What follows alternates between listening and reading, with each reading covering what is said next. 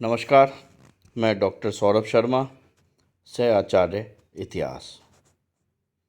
आज हम YouTube video में बौद्ध धर्म के योगदान विषय पर चर्चा करेंगे कि बौद्ध धर्म का भारतीय समाज, भारतीय धर्म, संस्कृति को क्या विशेष रूप से योगदान रहा है। हालांकि हम ये देखते हैं कि बौद्ध धर्म, जो कि 6ठी शताब्दी ईसा पूर्व में ब्राह्मण या हिंदू धर्म की जो बुराइयां के खिलाफ स्थापित होता है, एक सुधार की दृष्टि से इसमें वो सभी सिद्धांत और शिक्षाएं स्थापित की जाती हैं जो हिंदू धर्म की बुराइयों से परे होती हैं। लेकिन कालांतर में हमने देखा कि ये धर्म उन सभी बुराइयों और कर्मकांडों को अपना लेता है, जिसके कारण से ये पतनशील होता चला जाता है और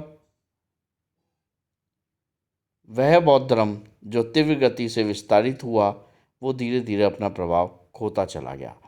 लेकिन फिर भी बौद्ध धर्म का भारतीय समाज, संस्कृति और धर्म को बहुत बड़ा योगदान रहा है। हम यहाँ पर इस विषय में यह देखने का प्रयास करेंगे कि किन क्षेत्रों में बौद्ध धर्म का योगदान रहा है। सबसे विशेष योगदान, जो सबसे महत्वपूर्ण योगदान हम बौद्ध धर्म का कह सकते हैं, वो भारतीय समाज, संस्कृति, धर्म में अहिंसा की अवधारणा है। बौद्ध धर्म पहला धर्म था जिसने अहिंसा की अवधारणा को पोषित किया और इस अवधारणा ने पशु संपत्ति की अभिवृद्धि में योगदान दिया। यानी पशुओं की जो नस्लें हैं वो उनमें वृद्धि हुई। नहीं तो एक समय वो था जब बौद्ध धर्म स्थापित हो रहा था, उस समय ब्राह्मण और हिंदू धर्म में यज्ञ प्रणाली में बलि प्रथा प्रमुख रूप से प्रचलन में थी, जिसमें पशुओं की बलि दी जा रही थी। तो अहिंसा की अवधारणा ने पशुओं की अभिवृद्धि में योगदान दिया, पशुओं का शिकार को प्रतिबंधित करने की मांग उठने लगी और बलि प्रथा वगैरह जो अन्य ऐसी क्रूर प्रवृत्तियां समाज में आ गई थी, उन पर भी रोक लगने लगी। बौद्ध धर्म की स्थापना के बाद ही हिंदू धर्म ने पशु हत्या पर प्रतिबंध लगा दिया और देखते हैं हम कालांतर में भारतीय संस्कृति का प्रमुख आधार अहिंसा या प्रमुख आदर्श सिद्धांत के रूप में अहिंसा स्थापित हुआ।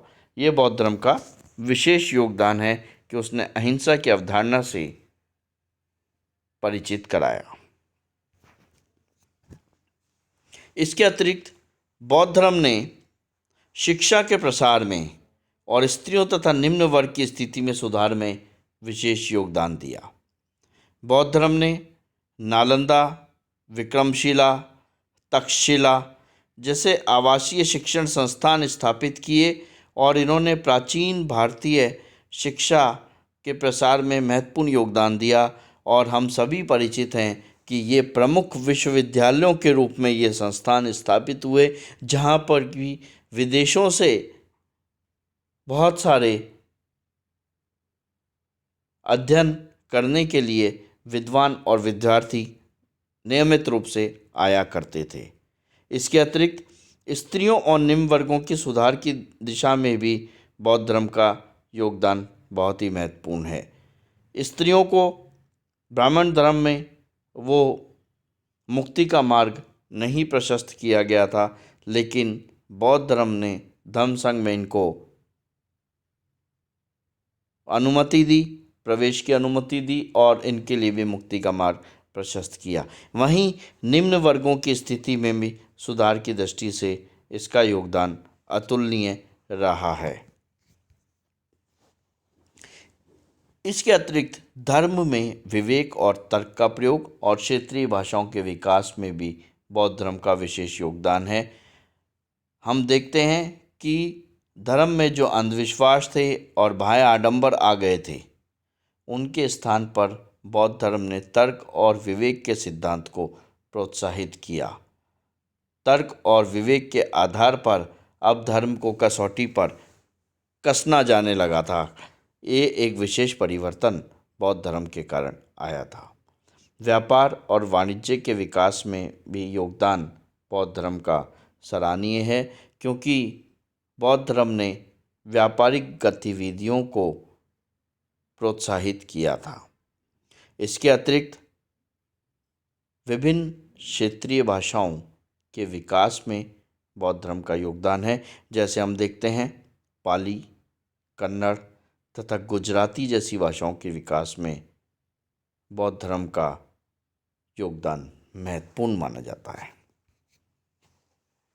इसके अतिरिक्त भारतीय सभ्यता का विस्तार और विभिन्न कलाओं का विकास भी बौद्ध धर्म का देन है। जैसे भारतीय सभ्यता को विश्व के विभिन्न देशों में प्रसारित किया। बौद्ध प्रचारक मंडल विभिन्न देशों में भेजे गए, जिन्होंने भारतीय सभ्यता और संस्कृति को प्रसारित किया और बौद्ध धर्म का भी प्रचार प्रसार किया। और यही कारण है कि विश्व के अनेक देशों में बौद्ध धर्म को विभिन्न अनुयायियों ने अपनाया और बौद्ध धर्म विस्तारित होता चला गया। इसी के साथ भारतीय सभ्यता और संस्कृति भी प्रमुख रूप से स्थापित होती चली गई और विभिन्न लोग इससे प्रभावित हुए। स्थापत्य और अन्य कलाओं के विकास के क्षेत्र में भी बौद्ध धर्म का योगदान अतुलनीय है।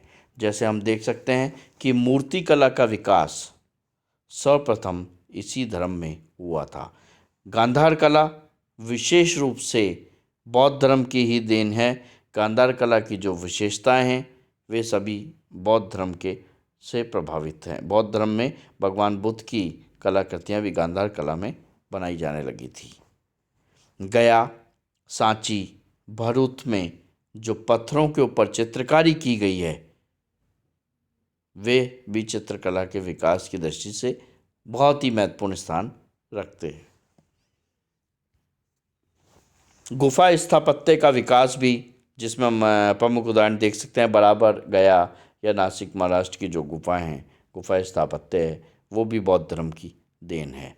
इसके अतिरिक्त अमरावती तथा नागार्जुनकोंडा की कलाकृतियाँ भी इस धर्म की विशेष देन है।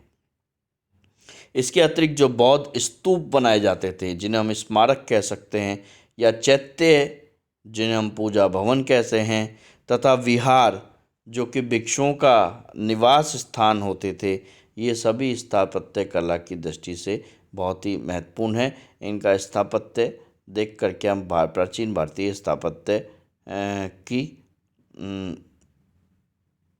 के बारे में अनुमान लगा सकते हैं। इसके अतिरिक्त लोकतांत्रिक संस्थाओं के विकास में बौद्ध धर्म का विशेष योगदान है और ब्राह्मण धर्म को भी सुधार के लिए प्रेरित करने में बौद्ध धर्म को महत्वपूर्ण योगदान के रूप में हम मान सकते हैं। बौद्ध संघ जो कि प्रजातांत्रिक या लोकतांत्रिक व्यवस्थाओं के आधार पर स्थापित किए जाते थे, तो हम ये कह सकते हैं कि बौद्ध संघ के माध्यम से लोकतांत्रिक संस्थाओं तथा मान्यताओं का विकास हुआ।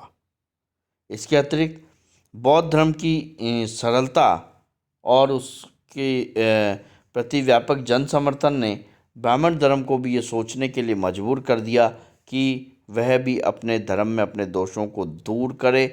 यदि वो ऐसा नहीं करेगा तो धीरे धीरे ब्राह्मण धर्म की अस्तित्व खतरे में पड़ जाएगा। तो बौद्ध धर्म ने प्रेरित किया ब्राह्मण धर्म को भी सुधार के लिए, और जो इस सुधार से प्रेरित होकर के भागवत संप्रदाय तथा भक्ति आंदोलन का प्रादुर्भाव हुआ, वे अपने मूल आदर्शों के लिए बौद्ध धर्म के ऋणी माने गए हैं। बौद्ध धर्म का साहित्य के क्षेत्र में भी विशेष योगदान है, क्योंकि साहित्य के क्षेत्र में विभिन्न रचनाएं बौद्ध धर्म के द्वारा की गई थी। धन्यवाद।